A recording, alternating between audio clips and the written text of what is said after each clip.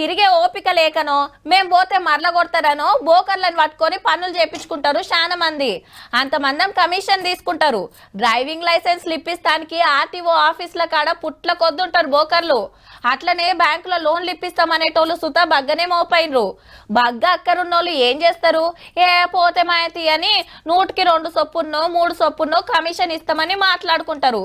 కాగితాలన్నీ correct ఉంటే జప్పునే loan వస్తుంది, అంతే కదా. ఇక ఇటు చూడుండ్రి, లోన్ తీసుకుందామని పోతే ఇల్లే లేకుండా ఏ కథ అయింది. బోకర్గాని నమ్మికి ఇల్లు నిండా మునిగిర్రు పాపం. బిడ్డ పెళ్లిన్నది, లోన్ ఇప్పిమన్నందుకు ఇంటి కాగితాలు తీసుకుపోయి బ్యాంకులో పెట్టి ఉత్త 7 లక్షలు ఇలా చేతిలో పెట్టి ₹1 కోటి జేబులు వేసుకున్నాడట ఈ మోతవారి. మేము కష్టపడి మంచుకున్నాము, మాకు అసలు పైసలు ఇవ్వలేదు. 7 లక్షల రూపాయలు ఇచ్చింది మాకు. ఏమాయ కిస్తీలు కట్టరా ఇక అని బ్యాంకు వాళ్ళు నోటీసుల మీద నోటీసులు పంపిర్రట 3 ఏళ్ల కిందనే. ఇదెక్కడి కథరు.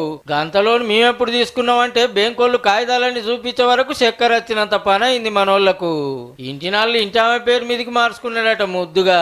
ఇక ఆకాంక్షలు న్యాయం చేయురని తొక్కని గడపలేదు, ఎక్కని మెట్లు లేవు, అయినా ఫాయిదా లేదు. అటు బోకరన్న పత్తాకు లేడు. ఇక మీతోని కాదని ఇంటికి తాళం వేస్తానికి బ్యాంకోళ్ళు అంతా వస్తే బతిలాడంగా శనారం దాకా ఛాన్స్ ఇచ్చిర్రు. ఇక మూతవరు ఎన్నడు దొరుకుతాడో, ఇల్లు ఎట్లా దక్కించుకుంటారో గాని తక్కువ మిత్తికే ఎక్కువ పైసలు ఇప్పిస్తామనగానే ఉబ్బిపోయి ఏడంటాడు సంతకాలు పెట్టకూర్రి సిక్కుల్లో పడకూర్రి.